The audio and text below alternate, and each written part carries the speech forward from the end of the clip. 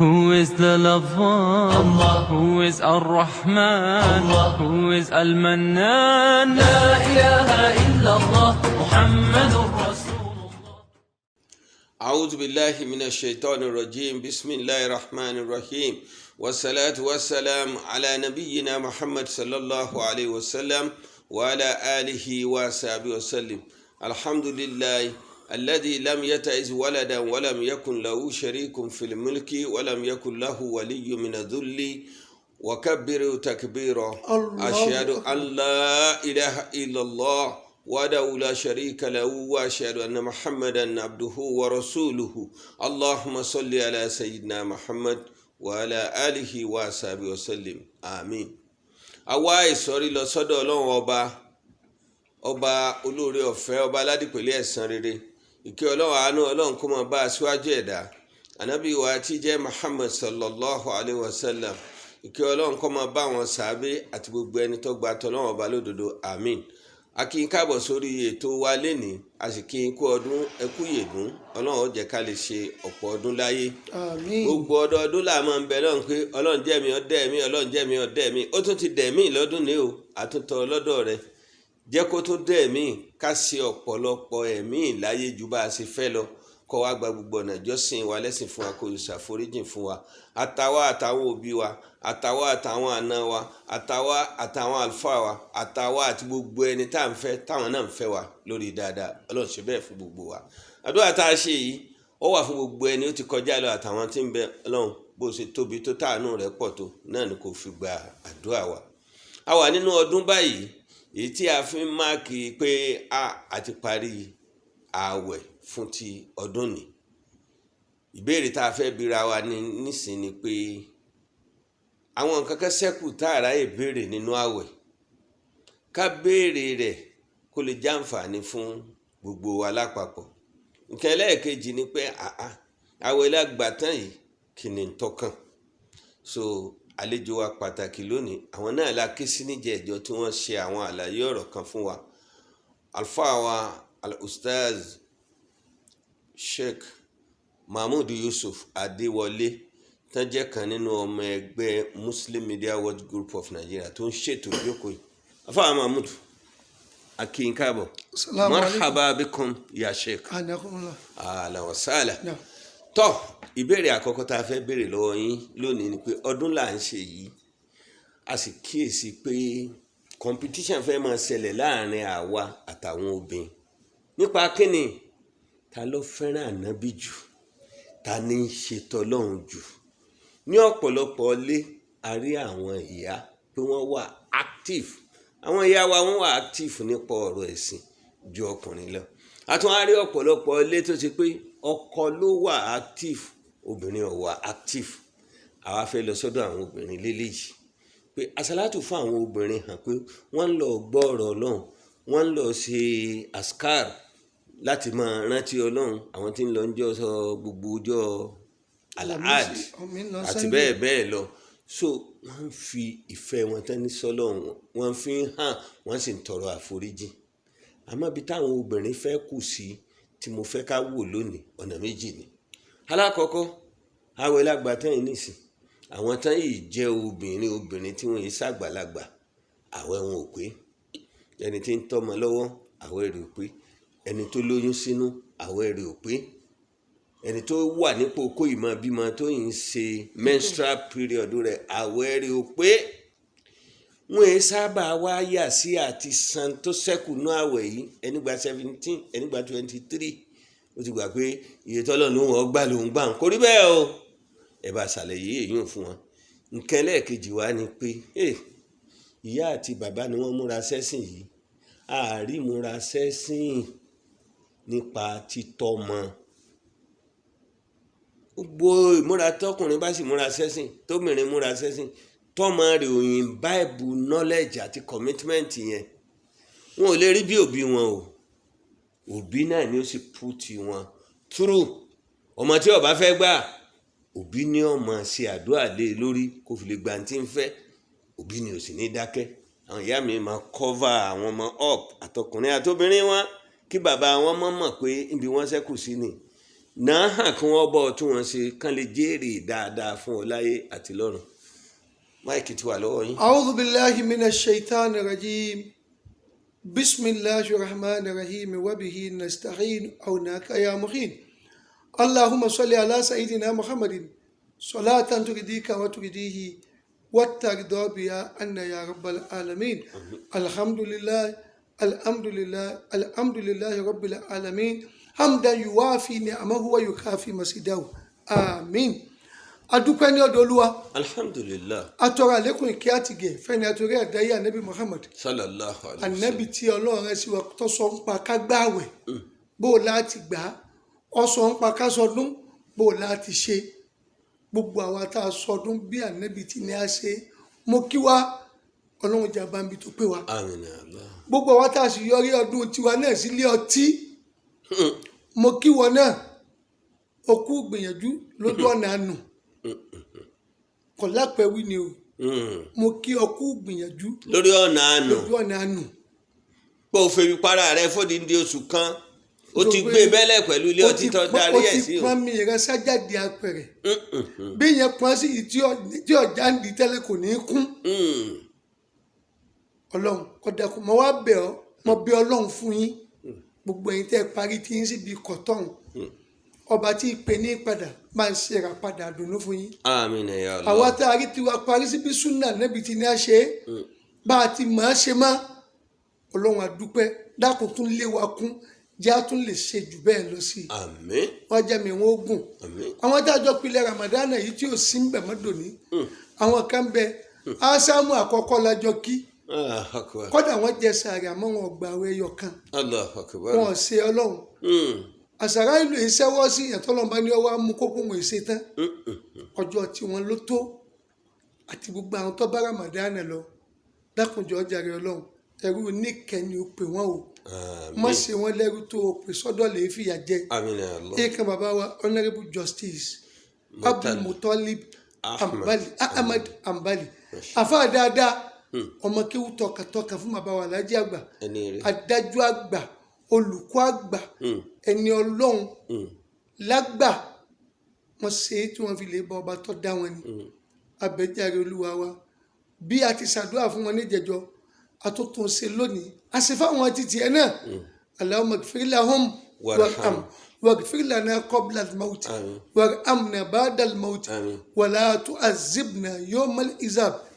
ẹ dákun níbi tí ẹ dé o ẹ bá mi ṣe special prayer fún màmá wa alájà Maimunat Oníyangi tọkọ wọn náà ti sílé tọlọ́run lọ ní nǹkan bí ọdún méjì sẹ́yìn Dr. A.S. Oníyangi former secretary to the Kwara State Government former national commissioner INEC bàbá dáadáa kọlọmba àṣàlékùn kẹ fún wọn. bàbá tẹ ní ìṣàdúrà fún un ìyá ló jẹ́ sí ìyàwó mi. Allahu Akbar. ṣe mọ̀ pé mo tọ́ ṣàdúrà fún wọn. bẹ́ẹ̀ni. àtàwọn àti mọ̀lẹ́bí wọn. Ọlọ́run jẹ́ kí ìyá alájà Màmúnà Oníyangi kan pẹ́ fún wa ká jẹ́ wọn ọmọ pẹ́ kó sì gba gbogbo àdúrà wọn. ẹ tún wá jẹ́ n fi kan kún Dr. Zainab Fúnmiláyọ̀ Ambali àǹtí wa tí Justice Ambali fi kalẹ̀ àti gbogbo ẹbí lápapọ̀ ẹ bá ń ṣàdúrà fáwọn náà kọ́lọ̀ má jẹ́ kí wọ́n máa burú kankan mọ́. àmín. ikú Justice Ambali yìí kọ́lọ̀ kò fi sínà àlìjánà fún gbogbo àwọn ẹni tiwa tán wà lálìkẹ́yàmọ̀ àti Justice Ambali náà kọ́lọ̀ ṣe wọ́n lẹ́ni àlìjánà tó fi lọ́jọ́. àmọ́ àwọn tá a ṣẹ́kù bẹ̀rẹ̀ lórí Dr. Mrs. Fúnmiláyọ̀ Ambali alájà Màmúnà Oníyangi àtàwọn tó rí bẹ́ẹ̀ tán ti pàdánù ọkọ wọn Ọlọ́run bá a ṣàánú wọn. ìrònú kan yín tẹ̀ fi dákọ̀ àwọn méjèèjì yìí àti gbogbo obìnrin mùsùlùmí. Allahu Akbar. tí baálé wọn fi wọn lẹ̀ tí wọ́n wá dúró bóbìnrin rẹ ti gbọdọ̀ dúró. Allahu Akbar bá a ṣe bá wọn nù o. Ọlọ́run mójútó gbogbo wọn. àmín. àwọn méjèèjì yìí jọ bẹ́ẹ̀ ni wọ́n fi tọ́ sí àdúrà. bẹ́ẹ̀ni. àwa bí Ọlọ́run má ṣe wọn kù fún ìyàjẹ. àmín. mo sọ níbi ìjókòó kan mo lọ́pọ̀lọpọ̀ obìnrin a máa wù wọ́n kí wọ́n máa gbẹ̀yìn ọkọ wọn.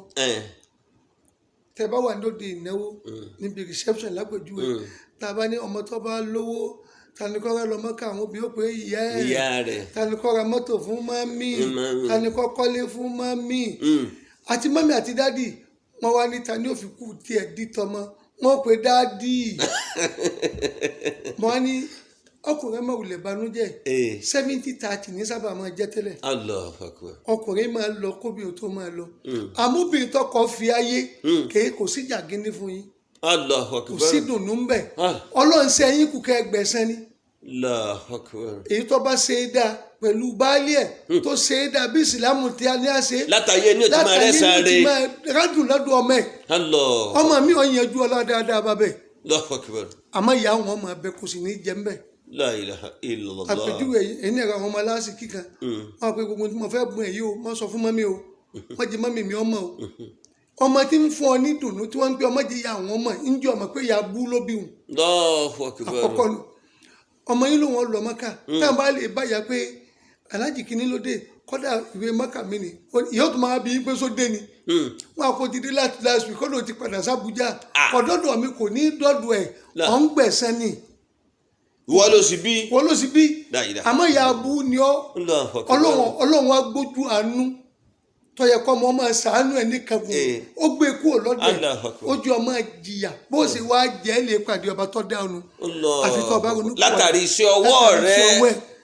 nítorí ìdílé yìí ẹ̀yin tí kì í bẹ nú ayé ẹ tètè takwárádà kọ̀sọ́kùnrin gidi kọ̀sọ́kùnrin eré bẹ́ẹ̀ ti máa wí fún wa àmọ́ wọ́ọ́ra jà dùnú fáwọn ọmọ tiẹ̀ látara baálé ẹ̀ nítorí pé bí ẹ bá lálìjáná ọmọ bẹ́ẹ̀ ń bí gìgí sàyẹ àlìjáná obìn ọwọ́ ọkọ ẹ̀ náà lọ́wọ́ wọ́n bá ti lọ fẹ́ẹ̀lì ó fẹ́ẹ̀lì ni ọlọ́wọ́n pa á sí yọ pa á sí àwọn ọmọ náà ó dùn àwọn tó bí wa la ó lọ́wọ́ la kú wátá. illa billahi al-aliyyil azim. ìbéèrè tẹ́ bí mi òun ni wípé ní ọ̀pọ̀lọpọ̀ obìn wọn èyí sábà fẹ́ san àwẹ̀ mọ́ lẹ́yìn Ramadan. àwẹ̀ Ramadan. bí kò ẹ̀ṣẹ̀ yẹn ti jìnnà tó nítorí wọ́n là ká ìmí ni pé olùkọ́ni ni mí. Allahu Akbar.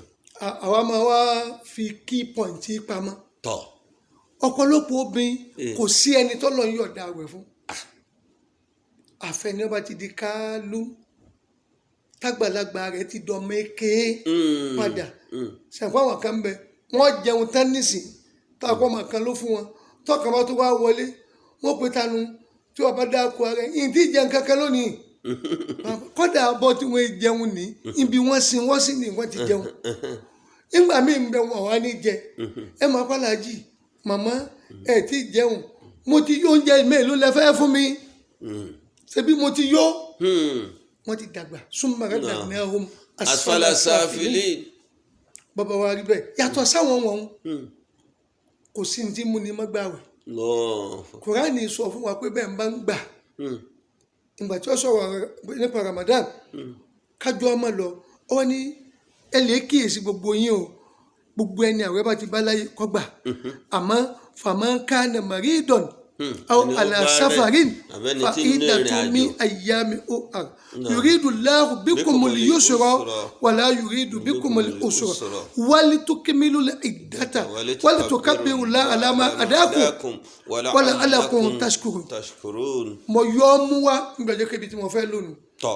Olúwa ń jẹ́ àmọ̀ pé ẹ̀ka oṣù àwẹ̀ yín ẹjẹ́ ó pé mọ́kàndí àbí ọgbọ̀n tó bá ti wá pé èyí tẹ̀ ń bá wọn gbà lọ́wọ́ tí nǹkan kan mú ọ pọ́ọ̀sì tó fi rí gbà mọ́ bíi kíni almarid àìsàn ká fi obìnrin ṣe nǹkan oṣù súnà síbẹ̀ ká má jẹ ẹ̀ mọ́bẹ̀ ọ aláṣàfàrí ọ yọ traveller ọ wà nírìn àjò àkókò tó máa ń ṣe ìrìn àjò lọ́wọ́ àbákòókò táìsàn bá kọlù ọ àbásìkò tó fi ń ṣe nǹkan oṣù mọ́gbàwẹ̀ ìmánéjì láti gbà á ní tó àpilẹ̀rẹ̀ àìsàn tó ọ̀gbọ́dọ̀ mọ́ lóògùn yìí ká ilé òtótó ọ̀gbọ́dọ̀ mọ́ lòyìn ká làásàrè tó dé ọwọ́ nígbàwé máa lo gbogbo ẹ̀pọ̀ lálẹ́ you are just disturbing yourself tó o bá lè kú lérè eléyìí ọ̀tẹ̀lé tọ́lọ́hún ọ̀tẹ̀lé tànàbí ọlọ́run ló ní ọ fà àwẹ́lẹ̀ ìrìn àjò ló sì wà fà àwẹ́lẹ̀ àmọ́ ń bu ọ obìnrin tí ń ṣe nǹkan oṣù ayọ̀dá kọ́ kírun fún kọ́dà kọ́ má dá a padà àmọ́ ayọ̀dá àwẹ̀ fún kọ́ dá a padà ìdápadà lẹ́yìn ìgbà tí àlàáfíà bá bá ọ lẹ́yìn ìgbà tí mẹ́sìsì yẹn bá lọ tó ti káyé tó miss ọ gbọ́dọ̀ ṣẹ́ dandan ni ẹnìkan wá sọ fún mi pé èmi tí wọ́n ń fọmọ lọ́mú ńkọ́ tọ́ba mọ̀ pé kọ́ ọmọ fọmọ lọ́mú kò nira bọ́ ìfọmọ lọ́mú pé kéèyàn ọmọ gbáwẹ̀ tọ́ba mọ̀ pé kò ní ọ́ la àmọ́ pọ̀ yìí máa wá dọ́gba pé ọmọ mu yẹn lára mi bí n bá ti jẹun nísìnyí yọ́ fà á fìyìn kò sí nǹkan kan nínú mi mọ́ lákòókò tó fi fọmọ lọ́yàn fàwẹ́lẹ̀ àmọ́ kò mọ̀ ẹlòmíì ò tún pé ìwọ̀n ń bọ́ tálákà ìgbàwẹ̀ ní àmọ́ ń dára fáwọn aláìní lóúnjẹ ń fún wọn ní sààrì ń fún wọn ń sinú sóṣè déédé ẹ̀ Kùránì fẹ́ ọ̀nà àbáyọ yẹn lẹ̀ fún ọ àmúhùn náà lọ́wọ́ sọ fún ọ pé ní kọ́ wá gbààwẹ̀ fún àǹtàṣú mú ẹrù lákòm kọ́ gbààwẹ̀ lóore ju kó pọ̀ ń bọ́ yẹn lọ. My sisters tí gbogbo abá máa ń fà ní tí ń bẹ́ ń bí àwẹ̀ ni health benefit tí ń bẹ́ nu Ramadan ni pé yín máa fọ́ yàn yọ̀yọ̀ gbogbo cholesterol gbogbo kọ̀dá tí ń bẹ́ nù tó ọ̀fọ̀ lókàn jẹun àwẹ̀ ọ̀fọ̀ ó tún wà hygienic fit wáyé tó fi wọn sá fún tí ó fún ọ lálàáfíà wáyé tó fi ń sá fún tí ó fún ọ ní spiritual benefit tó tún fi dẹni ìsúnmọ́ àwẹ̀ nìkan ní ìbádà tó mú totality of worshiping lọ́wọ́ pé ìbá ń gbá àwẹ̀ gbogbo nǹkan ló jìnà sí tí ọ̀dà kọ́dà bí wọn bá tún fẹ́ sí ọ ẹ̀nẹ́bí ni máa sọ fún wọn pé anẹ́sọ́ èmi ń gbá àwẹ̀ bí wọn bá fẹ́ bọ ọjà mọ́jà ò ní jẹjẹkújẹ ò ní mùmúkúmu ò ní sọ̀sọ́kúsọ nítorí pé káwé ó tó jẹ́ tẹ́wọ́gbà kìí ṣe ìjẹ́ ìmú nìkan ẹni táwọn ará jẹ tẹ́wọ́gbà yóò gbà débi ojú yóò gbà débi etí yóò gbà débi ẹnu ìgbà débi ojú kò ní wòwòkúwò kò ní sọ̀sọ́kúsọ látẹnu kò ní fetí gbọ́ ìgbọ́kúgbọ́ àwa tá a gbìyànjú gba tiwa lọ́nà àbẹ̀wò Ọlọ́run dákun àtúnlọ̀ gbọ́dọ̀ má ṣe é lọ́dọ̀ àbíọ́ dákunjọ́ jẹ́ ìtẹ́wọ́gbà ẹ̀yin tẹ́ ẹ wá gba tiyín tí mo kí yín lẹ́ẹ̀kan pé bí ọkọ rẹ̀ ẹ̀ sí wọn mo tún Ọlọ́run bẹ̀ fún yín Ọlọ́run bá wa ṣàánú yín Ọlọ́run gba ní tí ọ̀dà jùlẹ̀ lọ́wọ́ gbogbo wa ọlásàlámù káwọlá mẹ́rin rabirahim Ọlọ́run ọ̀yọ̀dà àwẹ̀fẹ́ nìkan o àfẹ́ ni ó ti di ogbó tí ọmọ mọ̀jẹ̀mọ́ tí ọmọ mo mú má bí ọmọ ike tẹ́mi èèyàn bá gùn tí 80 tí 90 lọ́pọ̀lọpọ̀ gbà èèyàn mọ̀ pé ti ń di ogbó Ọlọ́run kẹ́ bàbá wa lájẹ́ àgbà lálùkè yàmọ̀ tó sàlékún dáadáa fáfá wọn bàbá lọ́lọ́run dà wá lágbà nílé kí àwa kúnlẹ̀ wọ àwa ní àmì ní 80s bàbá wa ní àgbà dá lóòótọ́ kéèyàn dà àmọ́ tẹ́ ẹ bá mọ tágbàlagbà gbé lọ́wọ́ wá bẹ́ẹ̀ ni ó dàgbà ni wọ́n pọ̀ lọ́wọ́ jẹ dàgbà ẹ̀ ní sàmí ó lásọ oníwèé tó lè wọ̀ ó lóúnjẹ oníwèé tó lè jẹ kódà làákàyè ẹlòmíì ò tún sẹ́rí bí ìbá sẹ́ni tí máa ń lo tiẹ̀ sójú ọ̀nà tọ́lọ́hún bẹ́ẹ̀ máa ń sọ̀rọ̀ lọ́rẹ́ èsì ọ̀fà ni ọmọ mú wa bẹ́ẹ̀ máa ń sọ̀rọ̀ kútọ́nù èsì Nàìjíríà ni ọmọ fọ̀ age wise ìmọ̀ líìdì àwọn kan lọ́bẹ̀ wọn àmọ́ àwọn títí wọn ò ní yíwọ́ alazina amanu àwọn tí wọ́n bá lo ìwé wọn sójú ọ̀nà tọ́lọ́hún tí wọ́n sì nígbàgbọ́ sí Ọlọ́hun tàbí Ọlọ́hun kó sì wá mọ́ wọn. àmín ya Allah ká tó kó lọ́dọ̀ àwọn ìyá wa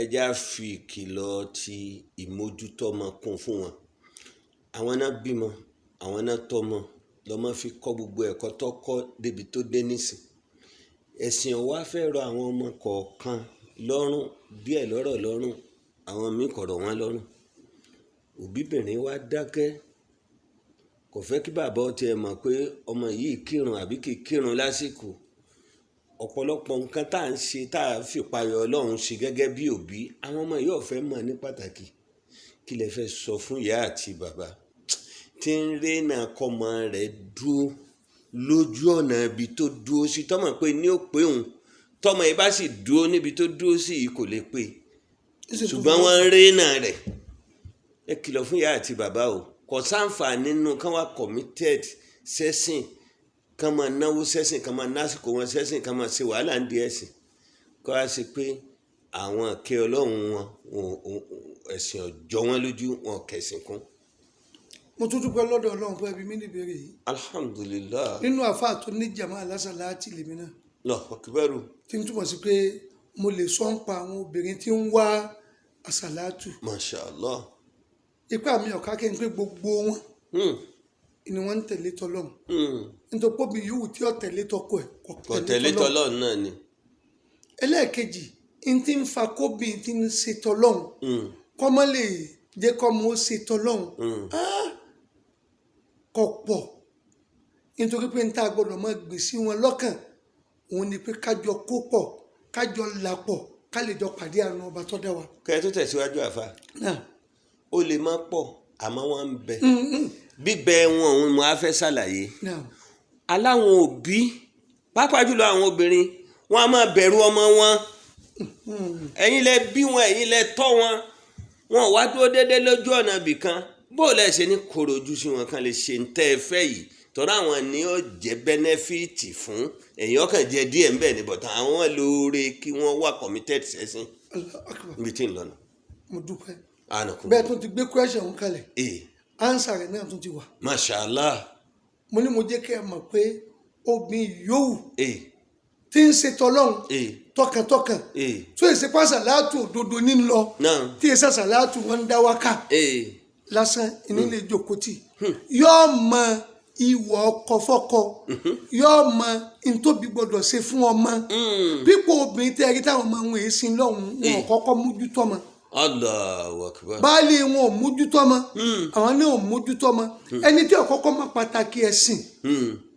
bọ́ọ̀lù ṣe fẹ́ tọ́ ọmọ lọ́nà bẹ́ẹ̀. àmọ́ àwọn táwọn mọ pàtàkì ẹ̀sìn tí wọ́n sì ń jẹ́ kí wọ́n mọ bó la ti ṣe ní tí wọ́n ń sọ̀pọ̀lọpọ̀ mí inú wọn tẹ́ ẹ bá rí báwọn pé alásàlátù sì ni ọmọ ṣe rúgbò ó lójú ní tí máa bí lọ́pọ̀lọpọ̀ àwọn tí wọ́n gba western education mú tí wọ́n mix yẹ kí ìsìlámù tó lè sọ̀kalẹ̀ síbi ọpẹ́ kí mùsùlùmí tó lè dọ́mọ ọpẹ́ yóò ní western education àti Islamic education which is Islamic education failure in that bọ́mọ bá ti di ẹja tó gbẹ tán yóò ṣòro ká o yóò ṣòro ká iná ní ànábì ní umar ọ̀làdàkùn wàhún abùnẹ́kù sàm àwọn ọmọ yín ẹ máa pa wọ́n láṣẹ láti ọmọ ọdún 7 wàdìrìbù aléhìm ẹ máa wá nà wọ́n sí irun kíkí láti ọmọ ọdún 10 tí wọ́n bá kírun àmọ́ mo tó jáde yunifásitì tẹ́ǹkì ọlọ́lé kéwú ọ̀pọ̀ pé mo wà nídìí ilé kan tí mo ju tó wọ́n gbà wọ́n wà kéékèèké àkókò tá a bá dé pé a fẹ́ kọ́ ọmọ ń kéwú ìyá ọmọ sọ fún ọ pé àwọn ọmọ òun ní lesson assignment tí wọ́n fún wọn lesson teacher wọn ti dé èmi ni Arabic teacher bí Islamic teacher wọ́n yóò máa kọ́ àwọn ọmọ tiẹ̀ kúrò lọ́dọ̀ mi yóò máa kó wọn fún lesson teacher bàbá sì ń bẹ láyé àwọn kan yọ̀dá tiwọn afọba mójútó wọn kí wọn mẹsìn lẹ́sìn ọ̀kan pé ọmọ tòun lọ lẹ́sìn ọmọ tó kùn lé láti before 6 a.m. ó darí school ní 6 o'clock 1 hour àbí 5 tí ó fún àfa táàfọ́ fi kọ́ lọ́rọ̀ Ọlọ́run ó tó ti kọ́ assignment wa lesson teacher tó ti dé ọmọ tó wà fi gbogbo ìgbésí ayé ẹ̀ ṣètò òwe tẹ́ẹ̀fẹ̀ sì kọ́ láti kéke ọ̀dẹ̀jà gbígbẹ ẹ̀ wọ́n ń pè àáfàá ni àáfàá kọ́ ẹ̀yin ni ipa alásàlátù sì kọ́ ìwọ tó bí nkẹ́ ló mójútó nkẹ́ ẹ̀páyà yóò mọ yàfẹ́rù lè má rí mi àhíhì ọba ní yí ọ̀ṣọ́ ìbàtì ọjọ́ tá a ya ọmọ tá a ya ọ̀rẹ́ tá a ya òbí ọjọ́ títí kálukú òtún ẹlẹ́rù tọmọ ọmọ pé mọ́mì mi dádì mi yóò pé má pè mí lónìí tèmi tó mi lẹ́rù mọ́dínkù bàbá mọ̀ pé rújọ́ ọbẹ̀ òde ìyá yìí láti pé ìlú èyí hùn repent today tomorrow may be too late ìwọ̀n bá ń tó kù tá a fi túká pẹ̀lú wọn ẹ̀jẹ̀ gbogbo wọn mọ̀ pé ibi tá à ń ti lè pàdé lọ́hùn nǹkan kan òjèèyàn dẹni ọ̀la àfi fi ìwà kún ẹ̀sìn gbogbo ẹni tá a bá ti tú ẹrù ẹ̀wò tá a bá ti bárùn mbẹ̀ gbogbo dáadáa yòówù tó ní àdánù. Ọlọ́run ṣàánú wa ní ìparí láàbọ̀ ṣẹ́jú ọgbà àwẹ̀ lágbà tán yìí wọ́n láwẹ̀ kan tó kù ìwo tún lè léyìn láàrin ìṣẹ́jú kan ẹ sì ṣàlàyé pàtàkì rẹ̀ fáwọn èèyàn. wọ́n ń pẹ́ àwẹ̀ òní sí tatu sawal anébílẹ̀ ni ọba gba Ramadan which is 30 or 29 àbí kápósù tó bá fi 10 tẹ̀lé tẹ̀ bá pàápọ̀ ń jẹ́ 36. bẹ́ẹ̀ni onítàbá wa gbà bẹ́ẹ̀ ládàtọ́ lòun ó fún ọ. 6 la ní àfi tẹ̀lé o 6 tẹ̀ bá fi kún ọgbọ̀n tilẹ̀ ń ìwọ̀n ń jẹ́ 36. nínú oṣù tó tẹ̀lé Ramadan ní ká gbà kọ̀ wá dẹ́dẹ́ kó wọn tó tẹ̀lé ra wọn lójoojúmọ́ kóṣù wọn tó tán ìnìkan gba 6 nínú ẹ̀ tó bá ti gba 6 wọn aláfọ̀ ńlá dàpọ̀ fi ọdún yípo gba àwẹ̀ Ànábì Muhammad ló wí o kìí ṣe súnà kìí ṣe pé àfa kan sọkọ òjíṣẹ́ ńlá Muhammad lọ sọ bẹ́ẹ̀ ẹni tí kì í sọ̀rọ̀ lọ́rọ̀ sítátù sàwá ẹ ṣe púpọ̀ ọlọ́nkọ́ yọ̀dá fún wa. àmín ẹ̀yin olùtẹ́tí sí wa tẹ́ ń gbọ́ wa tẹ́ ń wò wá èyí tọ́lọ̀ ń gbórí tiwa sí ni o bá sì ṣe máa bá a lọ́nà tí di ìgbà tọ́lọ̀ ń fi pè wá sọ́dọ̀ bá a ṣe fẹ́ràn Ọlọ́run sì ti gbọ́ níṣẹ́ ń kún wa lórí ẹ̀ àgbọ́dọ̀ sọ iye ọdún tá a ti bẹ̀rẹ̀ àwọn tó bí wa ń bẹ so àdúpẹ́ lọ́dọ̀ rẹ̀ Ọlọ́run náà la fi máa sọ pé alhamdulillah alladhi hadana li hadha. adúpẹ́ lọ́dọ̀ rẹ̀ wọ ọlọ́run tó fẹsẹ̀ wa lójú ọ̀nà eléyìí. àwọn ẹlòmíín bí wọ́n ti ń tayò ni, àwọn míín bí wọ́n ti ń gbá tébù tẹ́nísì ni, àwọn míín bí wọ́n ti ń wo tẹlifíṣàn ni. àìmọye nǹkan táwọn èèyàn máa fi nájú extracurricular activity tiwa lélẹ́yìí o. adúpẹ́ o. ọlọ́run má ṣì wá lẹ́sẹ̀ kó ń bẹ́ o. àmín. má yẹsẹ̀ wa kó ń bẹ́ o. wá gbà lẹ́sìn fún wa. àmín. tó náà kọ́ àwẹ̀ mẹ́fà tí a gbà lẹ́yìn Ramadan yìí ní oṣù Shawwal tá a fẹ́ mú yìí. ẹ já gbìyànjú ká gbà ká fi kún sẹ́ẹ̀rì wa. ọlọ́run gbà lẹ́sìn fún wa. ìta gbà lọ́dún ni mo ṣe lágbàmọ́ fún wa. já gba ọ̀pọ̀lọpọ̀ rẹ̀ láyé kó sì gbà lẹ́sìn fún wa. sì gba gbogbo àdúrà tá à ń tọrọ. èmi àti àwọn àlùfáà Mahmood Yusuf Adéwọlé tí a jọ wá fún ètò yìí à ń dágbére fún wa yìí pé wasalaamu alaykum wa rahmatulahi wa barakatuhu. kullu amin wa antum wa nanu bil ilm. amina ya Allah. Allahu akbar, Allahu akbar, Allahu akbar, Allahu akbar. All praise is due to the one and only. He is the master of all creation. All praise is due to the one and only.